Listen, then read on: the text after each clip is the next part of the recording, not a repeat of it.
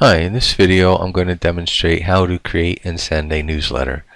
First we need to type recovery is possible.us in the address bar to take us to our website. And that's our website, and in the end of the URL we're going to type wp-admin, hit enter, and we'll be prompted for our credentials to the admin dashboard. And I'll type in my credentials.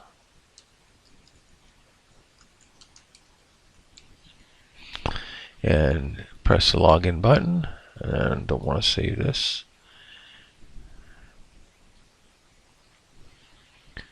This will bring us to our dashboard. And here is our dashboard.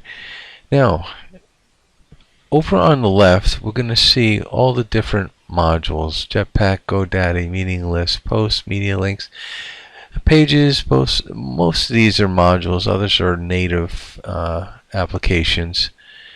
And I'm just scrolling down a little bit to show you what we have over here. So we have a lot of these modules that are called plugins, and they get updated periodically, and the updates will show up under here. Currently we don't have any updates. I just finished the updates. I was in the process of recording them, and then the server locked us out, so I was unable to finish the video. But next time we have more updates, I'll do another video. But for now we're going to go down to our MailPoet. MailPoet is the plugin that gives us our newsletters. And let's just go ahead and just create the newsletter. So there are multiple newsletters. I've already created 88 newsletters over a period of time.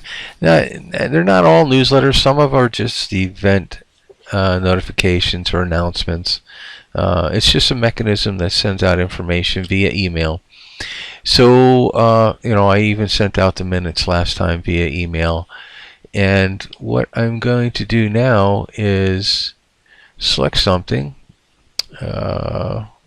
Let's say an anniversary reminder, and I'm going to duplicate this,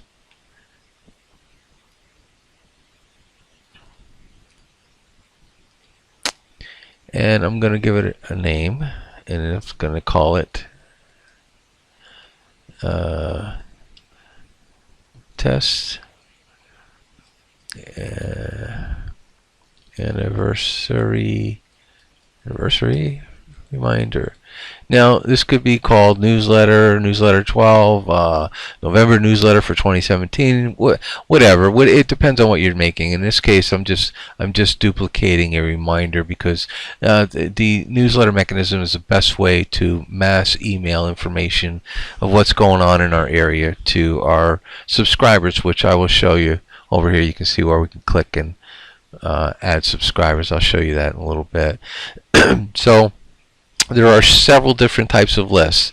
By default, the RAS newsletter subscribers list is checked. So all the subscribers to this particular list will be getting this reminder.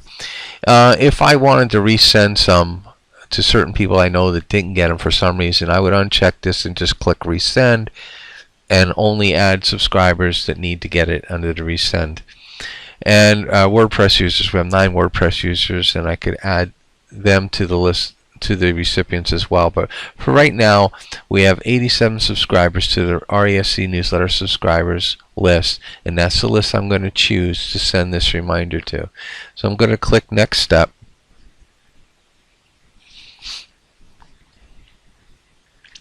And over here is what the newsletter essentially looks like. And we'll scroll down a little bit. So pretty much you want to leave everything, the template in place. And because this is an anniversary reminder, I could actually go up here and say, I could change this and make it say anniversary reminder, or just leave it event reminder, which we could, because it is an event as well, sort of an event. We'll just leave it as an event reminder, but what I'm demonstrating is that you could change this title to whatever you want. And down here, the event actually is delaying is 11 years, which is past now because I'm making a duplicate of something that I previously used. So what I want to do is put something new in there. So this whole box here I am going to remove by clicking the X. And to put something new in here, I can go over and select content from our WordPress site. I can do titles and text. So if I drag titles and text into insert block here, I like to put it between the division lines. It's just pretty much, this is just some text. And I can go ahead and center it and change colors and size. So this is just some text, and that's not what I want to do right now. I actually want to delete that again, and it looks like I deleted one of the dividers, so let me go ahead and put one back. Put the divider back. I think I put the divider back. Let's try here. Okay, for some reason that's not working, but anyway, moving on. Let's go grab a post. So I'm going to click on this and drag it over, and I'm going to insert a block right here. And it's going to say, oh, well, let's grab Van Ness celebrates on April 27th. So actually, it's a little too early to put this out, but let's see. I think there's some other ones in here, and we can filter on anniversaries. And let's see, the next one is actually KDW, April 15th. I think we could actually send this out. It's 10, let's see, it's 9 days away, so we're going to go ahead and actually send this one out. So I'm going to insert the selected, and it plugs it right in here. Let me see if I can get this divider back in here. I really want this divider to be here. I don't know why it's not. I don't know why it's not doing it. And social bookmarks, I'm not sure what they are. Let's look and see what they are. Okay, we could, they're just little icons that you click on. It would take you to Facebook, Twitter, Google. I think I've actually done that at the bottom. If we scroll down, yeah, so there's some right there. Really want my divider back. Please bear with me while I try to get this in here. Not sure why it's not going in there, but that's okay. I'm just gonna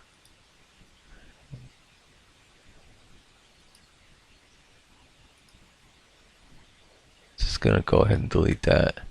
Delete that. Delete that. Delete that. Delete that. Oh, I'm sorry.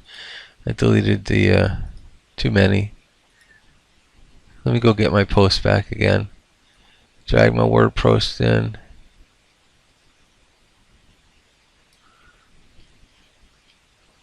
A lot of this is trial and error too. It took me a while to figure out how to do most of this stuff, and I'm sure you guys can be able to figure these things out as well.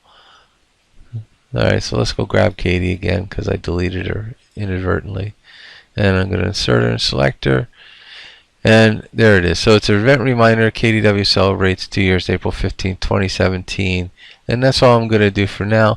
If I wanted to add images, I can click over here and add images, and I can grab more images by clicking on add images. Styles, this changes all the different styles. They pretty much leave it alone because I mess with it enough, and I kind of like the look at it now. But you can change all of these things. And we do have the previous look saved in previous newsletters, which we can duplicate, so it's not a big deal. Here, I did determine that because I am a Rochester customer and they are my ISP provider, that for some reason they seem to be blocking anything going to rochester.rr.com. So I'd have to, I think I've set up a Gmail account for testing this. Let's see.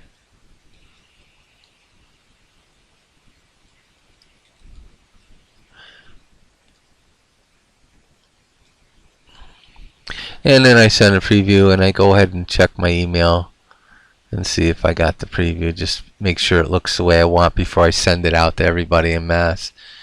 And just to send out a test preview before you send it out en masse. This looks pretty good, so I'm going to go to my next step. It's going to be saving the newsletter. There, and it's called Test Anniversary Reminder. I'm going to change that to Anniversary Reminder because it's no longer a test. And the default sender is going to be me from Public Relations at Rochester and .na.org. And I could schedule it. I haven't done any scheduling. I prefer to just do this manually. And again, I have another opportunity to send a preview. I could send as draft and close. I'm not going to do that. I'm just going to send. And you are about to send this newsletter. Please confirm. I'm going to say OK. Your latest newsletter is being sent, and it's the anniversary reminder. And I don't want to wait. I want to send it right now. So I'm going to click on this, and it's going to start sending a batch of emails. I believe we have 87 or 88 subscribers currently.